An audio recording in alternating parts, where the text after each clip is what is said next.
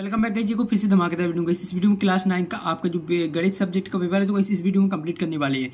तो इसे आपको वीडियो के अंत तक बने रहना। चलिए फटाफट आपके इस पेपर के जो क्वेश्चन है फटाफट कंप्लीट कर लेते हैं। तो इस आप चैनल पर नए हो तो चैनल को सब्सक्राइब कर लीजिएगा। देख लीजिएगा यहाँ पर सही विकल्प चुनिए। तो यहाँ पर सही विकल्प चुनना है जो कि 6 नंबर की। चलिए फटाफट 6 नंबर आपकी कंप्लीट कर लेते हैं। तो अगर आपने तो वीडियो को लाइक नहीं किया यार फटाफट वीडियो को लाइक कर दीजिएगा। यहाँ पर देख लीजिए पहला क्वेश्चन है परिमेय संख्या है। परिमेय संख्या कौन सी है? एक वास्तविक संख्या। तो इसमें लिख देना है प्रत्येक परिमेय संख्या एक वास्तविक संख्या है। इसके बाद है यहाँ पर दूसरा है एक परिमेय संख्या का दशमलव निरूपण नहीं हो सकता। तो इसका करेक्ट आंसर हो जाएगा अशांत अनावर्ती। इसका करेक्ट आंसर अशांत अनावर्ती हो जाएगा। इसके बाद है 256 की घात दिया हुआ है 0.16 गुणा 256 की घात दिया हुआ है यहाँ पर 0.09 का मान।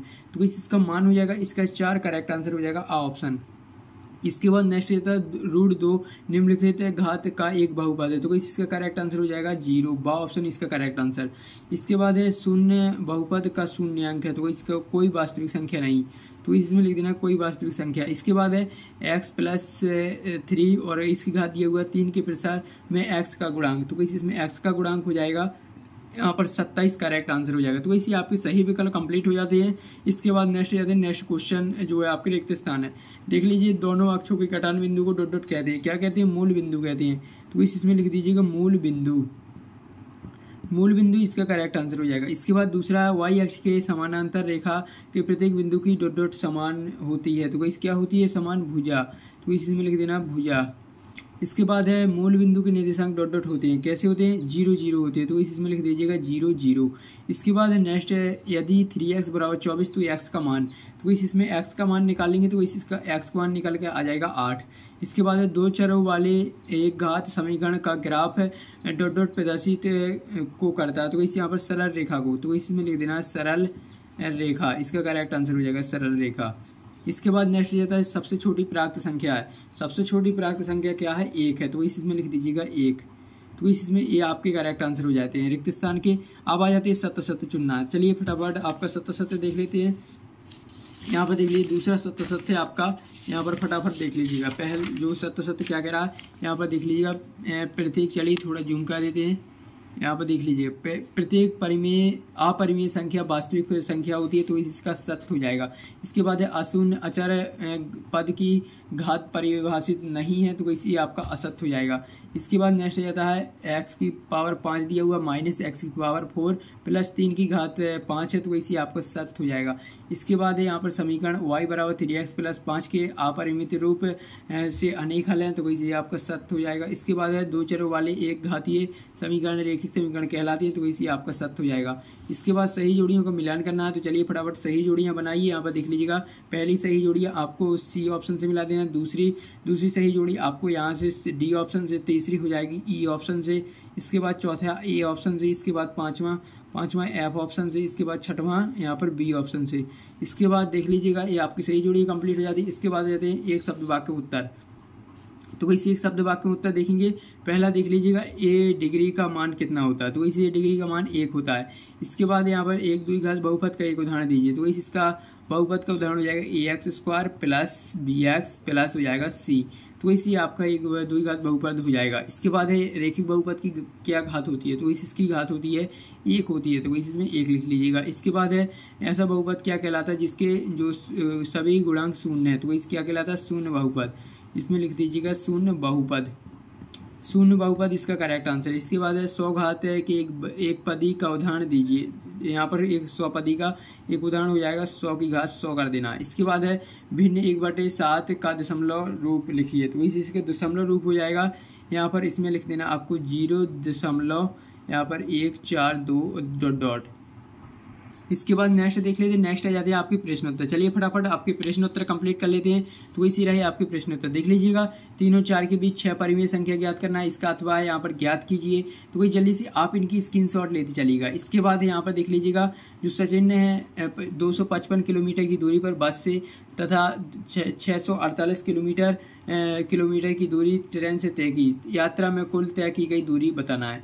इसके बाद यहाँ पर अथवा में नीलिमा ने 2325 रुपये की साड़ी एवं 1340 रुपये की शॉल खरीदी। बताइए जो सालिमा ने यहाँ पर नीलिमा ने कितने रुपए का सामान खरीदा। तो वैसे आपकी जो है 7वां क्वेश्चन हो जाता है। इसके बाद है यहाँ पर 5483 में कितने जोड़े जाएंगे 5785 प्राप्त हो। इसके अथवा में दिया हुआ है 9213 में जो 9213 और 9312 में कौन सी संख्या बड़ी है और कितनी बड़ी है। तो वैसे आपको बताना है। इसके बाद 9वां क्वेश्चन देख लेते हैं। तो इसी रहा आपका 9वां। यदि एक पंक्ति में 5 पेड़ हैं तो बताइए 120 पंक्ति में कितने पेड़ होंगे। इसके बाद आ जाता है इसका अथवा 6493 में कितना जोड़ा जाएगी जो 6795 प्राप्त हो जाए।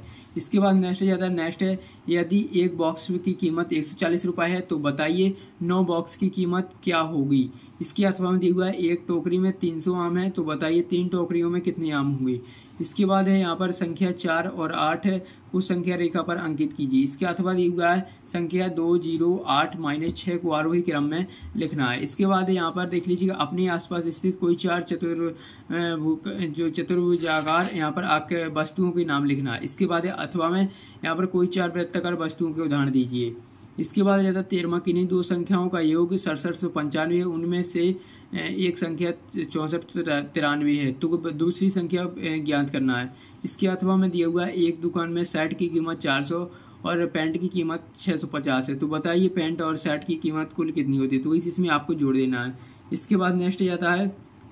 नेक्स्ट है जो अमीन का भार अंतरा के भार का दुगुना है तो दोनों के भार का अनुपात ज्ञात करना है। इसके बाद अथवा में दिया हुआ किसी त्रिभुज के कोण 2:3:4 अनुपात के अनुपात में है फिर से कोण ज्ञात करें। इसके बाद है यहाँ पर 15वां 440 रुपये को ए और बी के मध्य 6:5 अनुपात में व्यक्त करें। इसके बाद है यहाँ पर अथवा 50 बच्चों की कक्षा में छात्र और छात्राओं का अनुपात 2:3 है तो छात्र छात्राओं की संख्या ज्ञात करना है। इसके अथवा में इसके बाद नेक्स्ट क्वेश्चन आ जाता है 16वां 90 सेंटीमीटर व 1.5 मीटर का अनुपात ज्ञात करें। इसके अथवा में दिया हुआ है जो 7528 में संख्या 5 का स्थानीय मान, इसमें 5 का स्थानीय मान 500 हो जाएगा। इसके बाद यदि सरिता की वर्तमान आयु y वर्ष है तो आज से 5 वर्ष उसकी आयु के लिए बीजकीय व्यंजक ज्ञात करना है। तो चलिए इसके बाद इसका अथवा भी देख लेते हैं। तो वैसे रहा इसका अथवा देख लीजिएगा। x बराबर 1 दिया हुआ है के लिए x + 4 का मान ज्ञात करना है। इसके बाद यहाँ पर देख लीजिए 18वां है 100 को जो है यहाँ पर 7:3 के अनुपात में बांटिए। इसके अथवा दिया हुआ है एक दुकानदार ने पेन 4525 रुपये में खरीदा तथा उसे 5575 रुपये में बेच दिया तो उसे कितने रुपए का लाभ प्राप्त हुआ। इसके बाद यहाँ पर सभी आपके क्वेश्चन जो है आपको अपनी जो ब्रज कोर्स से देखने को मिले हैं।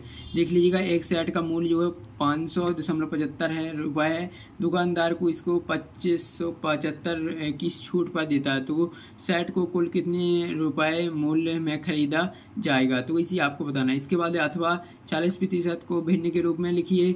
इसके बाद यहाँ पर देख लीजिएगा यहाँ पर जो सैम के रूमाल की भुजा की लंबाई 25 सेंटीमीटर है उस रूमाल के चारों ओर जो है लेंस लगवानी है। इसके बाद लेस लगवानी इसके बाद तो बताना है उसे कितनी लंबी लेस की आवश्यकता होगी।